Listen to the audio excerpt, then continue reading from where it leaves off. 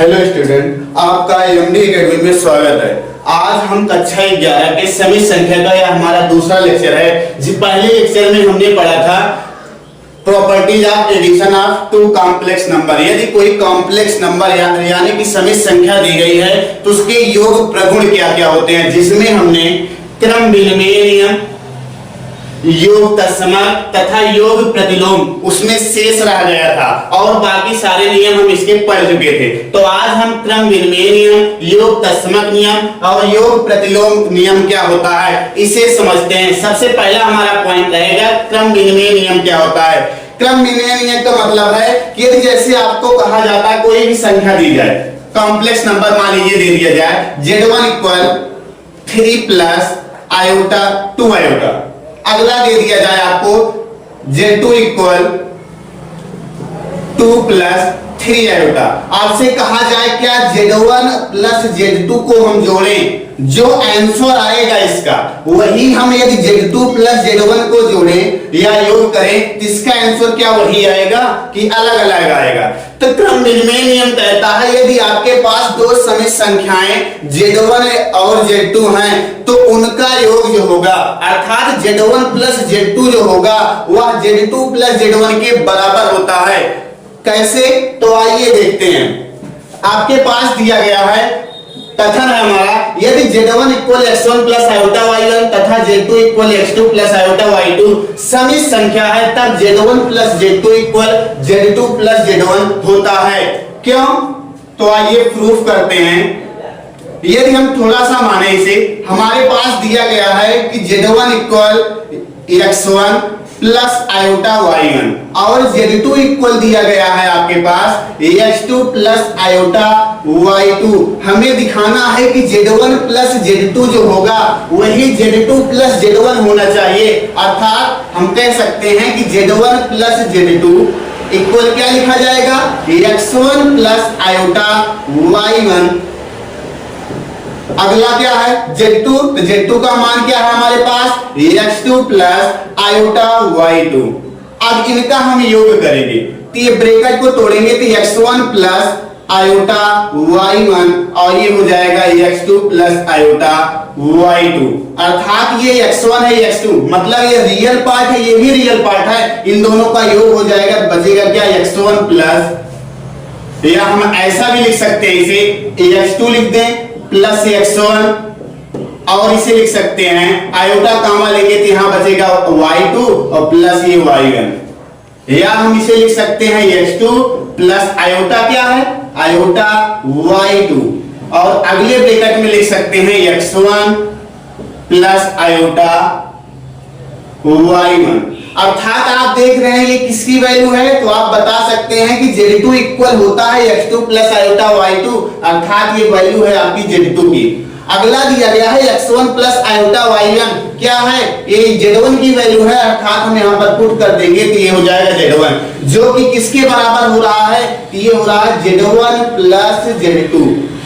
अतः हमने यह सिद्ध कर दिया कि z1 प्लस z2 जो होता है वह z2 प्लस z1 के बराबर होता है। किसके लिए, योग प्रगुण है या योग के लिए क्रम विनिमय नियम का यह पालन करता है। अर्थात हम कह सकते हैं अतः सम्मिश्र संख्या मतलब कॉम्प्लेक्स नंबर, सम्मिश्र संख्या योग के क्रम विनिमय नियम का, किसका, योग के क्रम विनिमय नियम का अनुपालन करती है, अनुपालन करती है। ये हमारा पहला नियम था क्रम विनिमय नियम। जैसा कि आपने देखा हमें सिद्ध करना था कि z1 plus z2 equal z2 plus z1 होता है कि नहीं, तो हमने मान लिया कि दो हमारे पास समित संख्या z1 इक्वल इतना, Z2 इक्वल इतना है। इन दोनों का योग किए तो क्या आया हमारे पास, Z1 plus Z2 equal Z2 plus Z1। अर्थात हमने कह दिया कि यह योग के लिए क्रमबेलीय में सत्य है। अर्थात अब दूसरा हमारे पास नियम है योग तत्समक क्या होता है। मतलब इसका मतलब है कि यदि आपके पास कोई भी समित संख्या दी जाए, जैसे 3 प्लस 2 आयोटा, क्या कोई ऐसी भी वैल्यू होती है जिसमें इसमें योग किया जाए यही पुनः वैल्यू प्राप्त हो। जैसे हम मान लें 0 प्लस आयोटा 0, इन दोनों का योग करते हैं तो क्या मिलेगा आपको, 3 प्लस 2 आयोटा। मतलब हम कह सकते हैं समित संख्या 0 प्लस आयोटा 0 किसी भी समित संख्या का योग तत्समक होती है।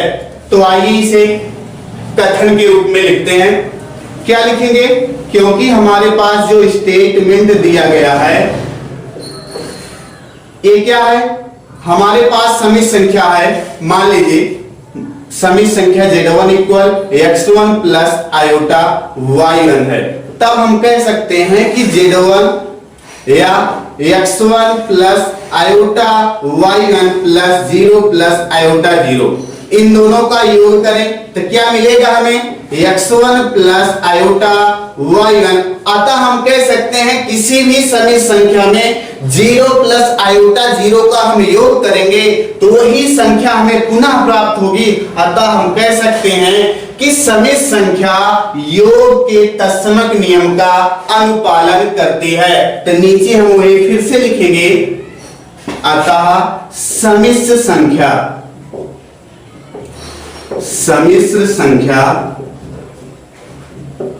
योग के तत्समक या योग तत्समक नियम का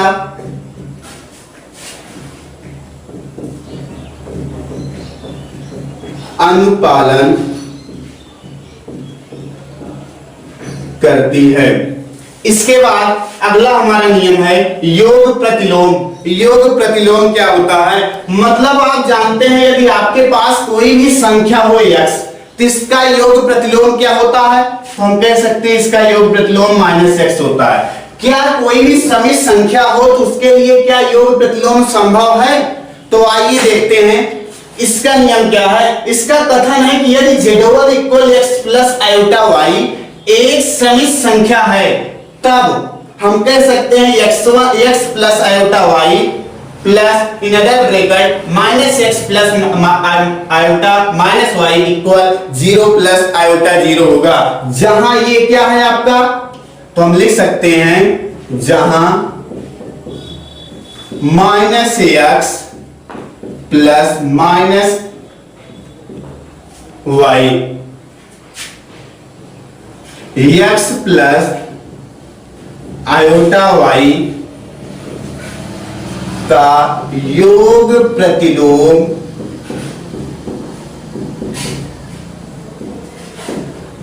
कहलाता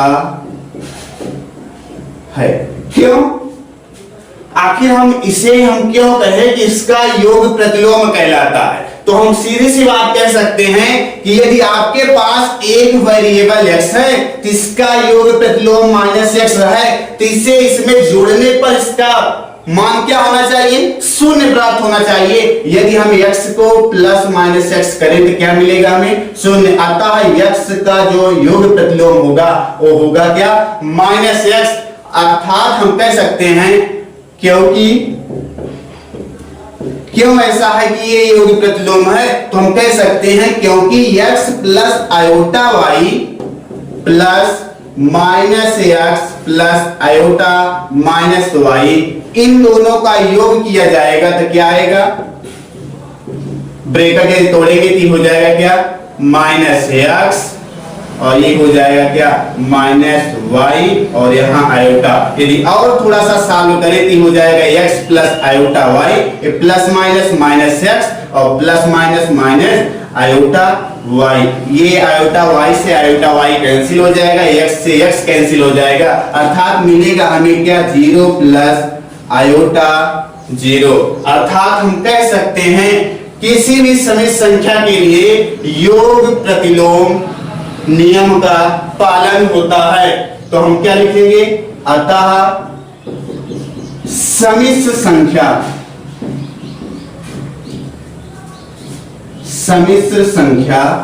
x प्लस आयोटा y के लिए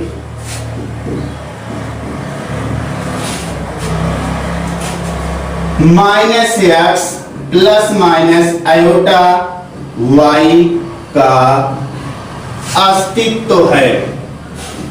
क्या है कि इसका मतलब है कि इसमें एक संख्या minus X plus minus iota Y निहित है। अब हम पढ़ेंगे समिश्र संख्याओं का अंतर, गुणा और भाग। मतलब समिश्र संख्या का तो जोड़ हमने सीख लिया कि यदि हमारे पास z1 इक्वल मतलब दिया जाए एक संख्या हमारे पास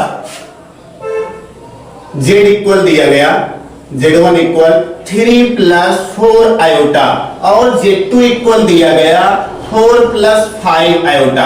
तो आपसे कहता है कि z1 प्लस z2 का मान क्या होगा बताइए। तो हम कैसे जोड़ेंगे, तो z1 है हमारे पास 3 प्लस 4 आयोटा और अगला हमारे पास z2 क्या है 4 प्लस 5 आयोटा।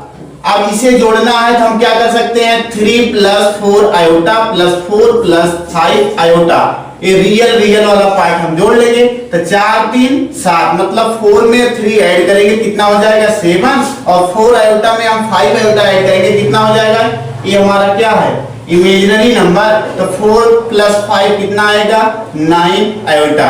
तो इस प्रकार हम जोड़ कर सकते हैं, मतलब एडिशन जो होगा हम उसे निकाल सकते हैं। लेकिन इसके बाद यदि हमें अंतर निकालना हो तो कैसे निकालेंगे, तो सपोज कीजिए कि हमारे पास z1 equal x1 plus iota y1 और z2 equal x2 plus iota y2 दो संख्या है, तीन का अंतर निकालना है तो z1 माइनस z2 हम कर सकते हैं। लिखेंगे तो क्या लिखा जाएगा x1 प्लस आयोटा y1, अगला क्या लिखा जाएगा minus x2 plus iota y2। अब यहां पर इस माइनस का इसमें गुणा होगा तो क्या आएगा हमारे पास x1 प्लस आयोटा y1 और इसमें गुणा करेंगे तो माइनस x2 और ये आ जाएगा माइनस आयोटा y2 और इसे सॉल्व करेंगे तो आ जाएगा हमारा रिजल्ट x1 माइनस x2 और अगला हमारा रिजल्ट हो जाएगा plus iota y1 minus y2। ये क्या है हमारा रिजल्ट z1 माइनस z2 के या क्या होगा इक्वल। इस प्रकार हम क्या करेंगे अंतर निकालेंगे किसी भी दो समिश्र संख्याओं का। सपोज कीजिए यही हमारी क्या दो समिश्र संख्याएं हैं, तिनका हम अंतर कैसे निकालें। हम फिर से पुनः लिख देते हैं, एक समिश्र संख्या z1 इक्वल 4 प्लस 5 आयोटा और z2 इक्वल हो गया हमारे पास 2 प्लस 3 आयोटा। अब इसका हमें अंतर निकालना है, तो अंतर निकालना है तो हम क्या लिखेंगे z1 माइनस z2 इक्वल क्या करेंगे, हमें क्या करना है 4 माइनस 2, क्योंकि यहां पर रियल पार्ट जो होगा उन्हीं दोनों को क्या किया जाएगा सब्ट्रैक्ट किया जाएगा, घटाया जाएगा और प्लस आपका जो इमेजिनरी पार्ट होगा उसमें क्या किया जाएगा उन दोनों को सब्ट्रैक्ट किया जाएगा, मतलब 5 माइनस 3। अब इसे सॉल्व करेंगे तो 4 में से यदि 2 घट जाएगा तो क्या आएगा 2 और यहां पर क्या आएगा तो ये आ जाएगा 2। मतलब हम कह सकते हैं कि यहां पर हम इनका डिफरेंस देखें तो 2 प्लस 2 आयोटा है। तो इस प्रकार हम समिश्र संख्याओं का अंतर करेंगे। अब इसके बाद हम सीखेंगे समिश्र संख्याओं का गुणा कैसे किया जाता है। जैसे हमारे पास दिया गया z1 equal x1 plus iota y1 और z2 इक्वल दिया गया x2 प्लस आयोटा y2। इन दोनों समिश्र संख्याओं का हमें क्या करना है गुणा करना है। तो गुणा हम कैसे करेंगे, तो आप जानते हैं z1 डॉट z2 निकाल सकते हैं। तो क्या लिखा जाएगा x1 प्लस आयोटा y1 और अगला डॉट क्या होगा x2 प्लस आयोटा y2। इन दोनों का हमें प्रोडक्ट निकालना है तो हम क्या करेंगे सबसे पहले x1 से इसका क्या करेंगे मल्टीप्लाई कराएंगे तो x2 प्लस हो जाएगा आयोटा y2 और अगला क्या बचा हमारे पास प्लस आयोटा y बचा प्लस आयोटा y1 बचा है तो हम इसी से फिर पुनः इसमें गुणा करा देंगे तो x2 प्लस हो जाएगा आयोटा y2। अब इसका हम x1 का इन दोनों में मल्टीप्लाई करेंगे और आयोटा y1 का क्या करेंगे, इन दोनों में मल्टीप्लाई कराएंगे। तो जब x1 का इसके साथ गुणा कराएंगे तो क्या होगा हमारे पास x1 x2, और जब x1 का हम इसके साथ गुणा कराएंगे तो क्या बचेगा हमारे पास आयोटा x1 y2। इसी प्रकार इसका हम इसमें एक बार गुणा कराएंगे और इसका एक बार इसमें गुणा कराएंगे तो क्या आएगा आयोटा y1 x2 हो जाएगा। फिर इसमें यदि गुणा कराएंगे तो आ जाएगा आयोटा आयोटा, मतलब आयोटा की घात 1 गुणे आयोटा की घात 1 तो कितना हो जाएगा आयोटा की घात 2, तो हम लिख सकते हैं आयोटा की घात 2। फिर यहाँ y1 y2 तो ये y1 y2। वैसे आप जानते क्या हैं कि आयोटा स्क्वायर का मान क्या होता है, तो -1 होता है। तो हम रख सकते हैं x1 x2 plus iota x1 y2 plus यहाँ आ जाएगा आयोटा y1 x2, और यहाँ आयोटा स्क्वायर का मान क्या होता है -1, तो रख देंगे y1 y2। अब ये कहां से आया, तो हम जानते हैं इसका मान होता है, तो हम रीजन दे देंगे कारण, क्योंकि आयोटा स्क्वायर का मान होता है -1, इसीलिए हमने यहाँ पर रखा है। अर्थात हमारा मान आ जाएगा यहाँ से x1 x2, ये वाला रियल पार्ट इस तरफ लाएंगे तो क्या आ जाएगा y1 y2। एक ब्रैकेट में कर सकते हैं, दोनों में आयोटा है तो आयोटा क्या कर सकते हैं कामा ले सकते हैं, तो कामा लेंगे तो क्या आ जाएगा आयोटा बाहर निकल जाएगा, अंदर क्या हो जाएगा x1 y2 plus y1 x2।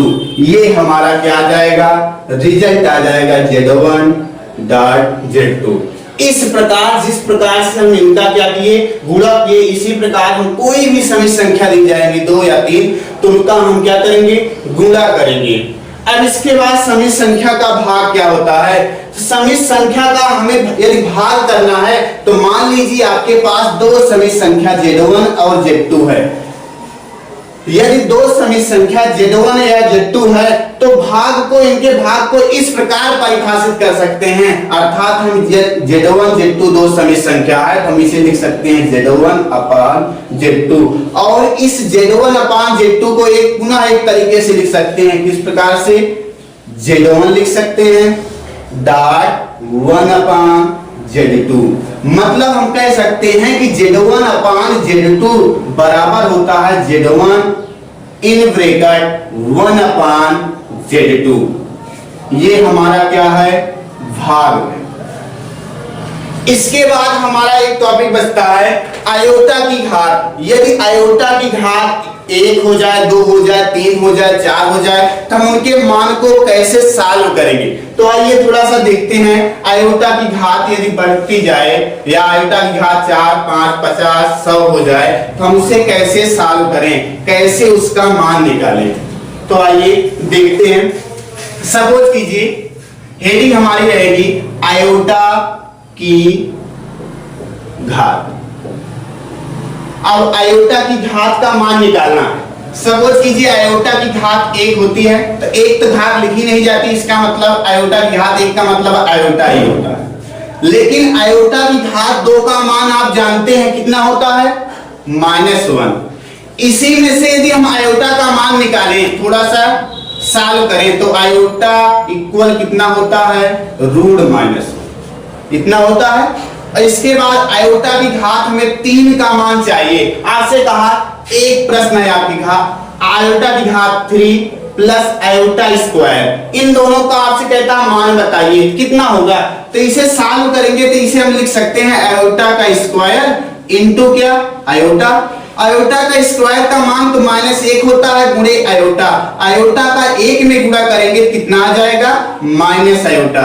इसी प्रकार जो हम यहाँ पर क्वेश्चन दिए हैं इसका सलूशन क्या होगा, तो हम कह सकते हैं कि आयोटा की घात 3 का मान हम जानते हैं कितना होता है -1 माइनस आयोटा, और आयोटा स्क्वायर का मान कितना होता है तो -1, अर्थात हम इसे सॉल्व करें तो क्या आ जाएगा -1 या माइनस आयोटा -1 या माइनस का मान ले तो 1 प्लस आयोटा आ जाएगा।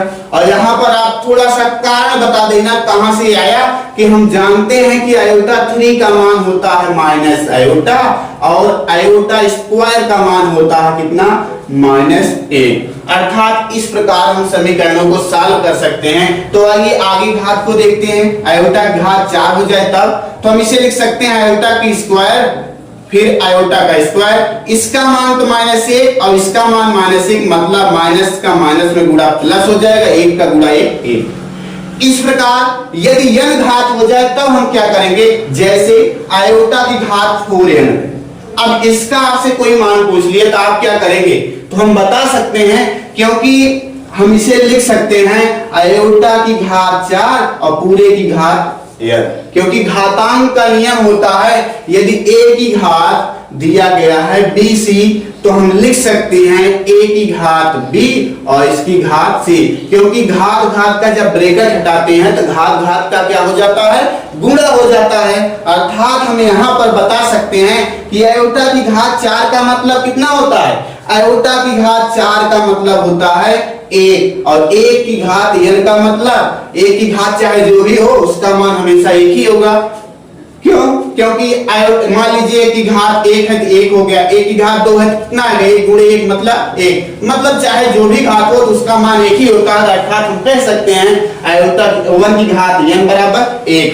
इसी प्रकार आपसे पूछा आयोटा की घात 4n प्लस 1 का मान कितना होगा, तब आप क्या बताएंगे, तो हम कह सकते हैं आयोटा की घात 4n का मान कितना होता है, ऐसे तोड़ सकते हैं कि नहीं, क्योंकि गुणा में घातें जुड़ती हैं। यदि आपके पास आयोटा की घात 4n है और गुणे में आयोटा है, इसकी घातें हैं, गुणा में घातें जुड़ती हैं, तो हम लिख सकते हैं आयोटा की घात 4n प्लस 1। इसी को हम पुनः क्या कर दिए, इस रूप में लिख दिए, और इसका मान आप जानते हैं कितना होता है 1, तो हम लिख सकते हैं 1 गुणे आयोटा बराबर कितना, आयोटा। इसी प्रकार आपसे पूछा आयोटा की घात 4n प्लस 2, तो आप तोड़ देना, तुरंत कह देना कि आयोटा की घात 4n होता है इंटू आयोटा स्क्वायर, और आयोटा स्क्वायर का मान कितना होता है -1, और इसका मान 1 होता है, 1 गुणे -1 बराबर कितना, -1। तो आगे इसी प्रकार इसी सीरीज में आगे देखते हैं क्या क्या हो सकता है। आयोटा की घात यदि आपसे पूछ लिया जाए 4n प्लस 3, इसकी वैल्यू क्या आएगी, तो हम बता सकते हैं आयोटा की घात 4n इंटू आयोटा की घात 3। अब आयोटा की घात 4n का मतलब कितना होता है, तो ये रिजल्ट लिखा है खूब अच्छा से, ये 1 है। अब आयोटा की घात 3 का रिजल्ट कितना होता है, तो आप बताना क्या, माइनस आयोटा होता है, और इसे सॉल्व करेंगे तो माइनस आयोटा आपका रिजल्ट आ जाएगा। इस प्रकार यदि कोई निगेटिव संख्या दी जाए, जैसे आयोटा की घात -2, अब इसे आपसे पूछा जाए कैसे सॉल्व करेंगे, तो सेम इसी तरह कंडीशन होगी इसकी, क्योंकि हम जानते हैं यदि किसी संख्या को नीचे से ऊपर ले जाते हैं तो उसके ऊपर क्या लग जाता है, माइनस, मतलब हम लिखा है कि a यहाँ पर ऐसा 1/a लिखा है, तो a को हम यदि ऊपर ले जाएं तो हम इसे लिख सकते हैं कि घात -1, और इसी प्रकार लिखा है 1/a स्क्वायर, तो हम इसे लिख सकते हैं कि घात कितना, -2 लिख सकते हैं। तो ये हम इसे क्या लिख सकते हैं, 1 आयोटा का स्क्वायर, और 1 आयोटा स्क्वायर का मान कितना होता है, -1, अर्थात यहाँ रखेंगे तो क्या आ जाएगा, -1। इसी प्रकार आप कोई भी घात होगी तो उसका मान निकाल सकते हैं। तो हम अगले वीडियो में इसकी चर्चा करेंगे, इसकी एक्सरसाइज की और इसके संबंधित कुछ क्वेश्चन की। Thanks for watching this video.